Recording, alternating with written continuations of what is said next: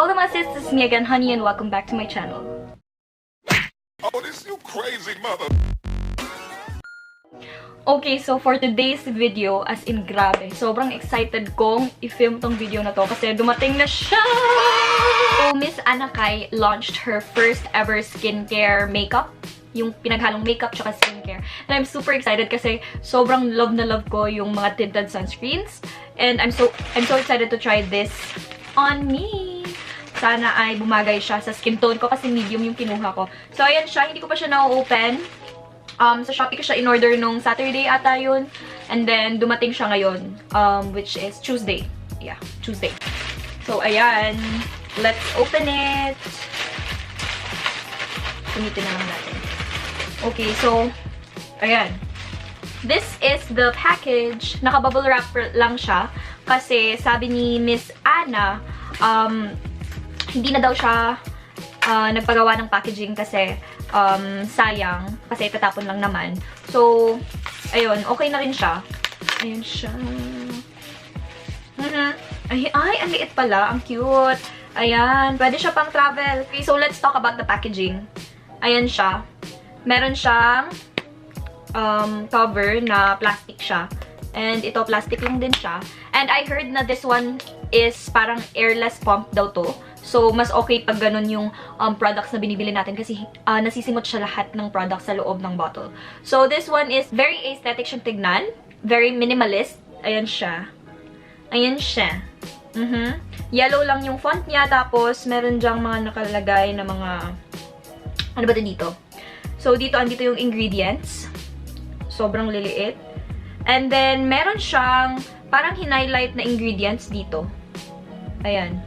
Actually, 4 yung nandito. These are the active ingredients daw. Originally, 8 daw lahat ng active ingredients nito. Pero, 4 lang yung hinighlight niya. So, the 4 active ingredients in this product are vitamin C, niacinamide, hyaluronic acid, and then centella asiatica. Ayun. So, meron lang siyang nakalagay dito na all covered. Sobrang liit ng font niya. Meron lang siyang nakalagay dyan na all covered and then skin saver. Tapos yung shade niya, which is medium. And then, pag pinortrait natin, andyan yung 4 na active ingredients. And then, may nakalagay na tinted sunscreen and yung laman niya, which is 30 ml. Ayan. Dito naman, makikita mo ang SPF niya. So, it's 50 SPF, which is great for tinted sunscreens kasi, alam mo yun, yung ibang sunscreen na sobrang sticky, sobrang lapot niya, ano yun eh, nasa mga matataas na yung SPF nun. So, yung 50 is parang nasa medium level lang siya. So, ayan, open natin. So, try natin mag-pump dito sa likod. So, ayan siya. So, ganyan yung texture niya. Hindi siya malabnaw. And, pag ginanyan mo siya, parang moussey siya. So, try natin dito. Ayan siya. Medyo maputi yung medium, ha. Medyo maputi nga siya. Ayan siya. So, yan yung medium. Medyo maputi siya. Sana ay Ay, makapal siya, sis. Yung amoy niya is parang... Yung lotion. Parang lotion. Ang bango niya, in fair. Hindi siya yung parang sa makeup na may fragrance na ano yung amoy. Parang nakakairita. Pero parang siyang lotion na sobrang mild lang. Okay, so itatry na natin siya sa face. I hope maganda siya sa akin kasi parang sa swatch pa lang nagustuhan ko na siya. So, sabi, dapat daw sponge yung gamitan sa pag-a-apply. So, yung gagawin natin, tatry natin dito na side, dahil may pimple ako dito, tatry natin na sponge yung gagamitin ko dito na side, and then dito, kakamayin ko na lang siya. So, ayan sis, binasa ko na ang aking sponge. And, pasensya na, medyo dugyot yung sponge ko kasi kakagamit ko lang nito. Okay. So, paano ba? Siguro, kukuha ako dito. And then, wow! Medyo maputi siya. Sana mag-oxidize.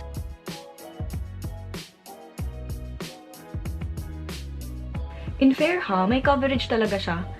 Akala mo, ano lang, mild lang yung tint, hindi pala.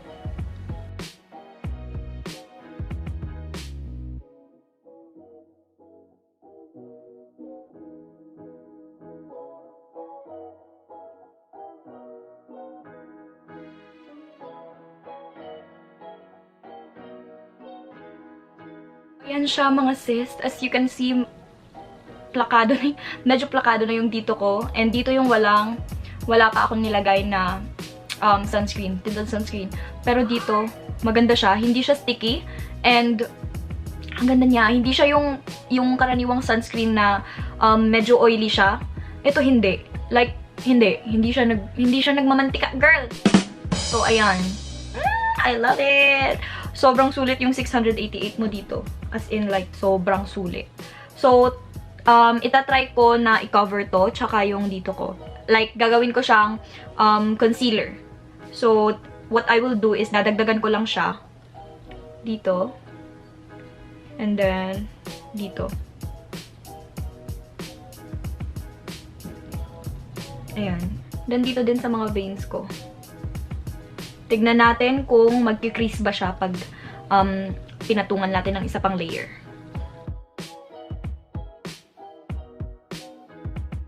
So, ayan siya. OMG. Medyo kita nga lang siya. Pero, pwede na pwede na. For everyday use. Parang, maganda naman siya.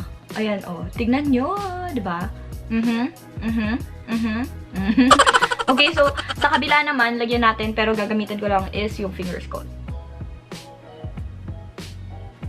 And, hindi siya hindi siya parang grayish sa skin. Kasi, diba, may mga ganon na mga foundation or BB cream na gray yung undertone niya. So, sabi, ano daw to, neutral undertone lang daw to. Pero in fairness, hindi siya grayish sa mukha. Hindi siya grayish sa skin pag nilagay. And hindi lang to pang babae ha. Pwede din to sa mga lalaki. If you want a little parang coverage sa sunscreen nyo. Kasi sobrang important ng sunscreen sa ating face. Ayan. Hindi naman ako nahirapan sa pag-apply. Kahit kamay ko lang yung ginagamit ko. Hindi naman siya mahirap i-blend. Like, ayan. Wala namang streaks. Wala namang fingerprints. Wala. Like, sobrang dali niyang i-apply. Pero mas madali siyang i-apply using the sponge. So, yan siya yung difference niya. Dito, parang nilagyan ko na ng second layer kasi yun nga, ginawa kong concealer. And dito, wala pa. So, lagyan pa natin ng konti.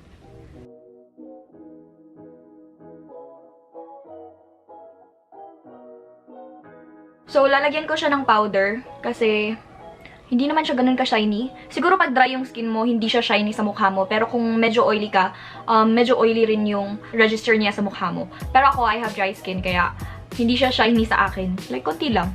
Kabilang side, yung sponge yung pinaggamitan ko, yun yung lalagyan ko ng powder. Tapos, yung kabila, hindi ko lalagyan. So, yan na siya nung nilagyan ko siya ng powder. Dito, parang nag-mattify siyang konti. Pero dito, di naman malaki yung difference. Pero dito napapansin ko parang nag-mattify siya ng konti. Yun, I will just finish this look and then I'll be right back. So, ayan na mga sis, ang aking final look. I will check in throughout the day para ibigay sa inyo yung update kung ano nang nangyayari sa sunscreen na to. So, right now, it's... So, yan, 2:29 PM. I-update ko kayo kung ano na yung kaganapan dito sa mukha ko up until mamaya. Okay? So, hola mga sis, it is 5 PM na and ito na yung current situation ng tinted sunscreen. So, ayan. Medyo nagmamantika siyang konti. Anyway, I'll update you again later pagkatapos kong gumawa ng mga gawaing bahay dito sa bahay. And I'm back! So, ngayon ay 8:52 na. Diba? 8:52 na and ito na po yung sitwasyon ng aking mukha. Ayan, zoom in ko lang.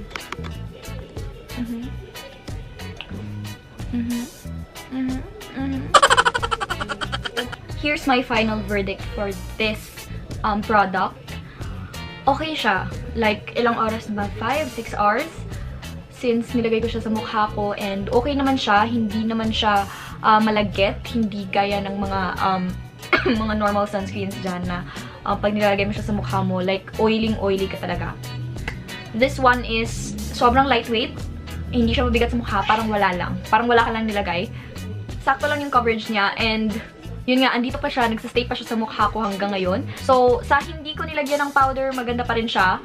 Okay pa rin naman. Dito, parang same lang talaga sila. Parang walang pinagkaiba. So, nung wala yung camera, nag-search ako about sa 4 na ingredients na nandito. So, vitamin C boosts the production of collagen daw. And then, nakaka-help siya for brighter skin. And then, sa second is niacinamide. It helps to retain the moisture and repairs the skin. Third is the hyaluronic acid. Diba? Parang ang scary niyang pakinggan, pero it helps to hydrate your skin. And then fourth is the Centella asiatica. It boosts skin elasticity. So, yun.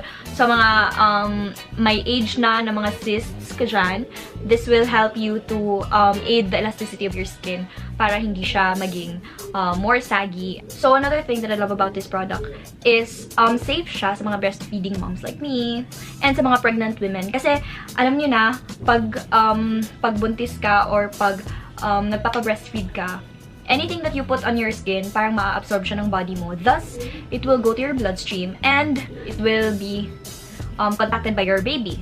So, yon, it is safe for pregnant women and lactating moms. Okay, so sa application part naman mga sis, maganda siya kahit clean fingers or sponge yung gamitin mo.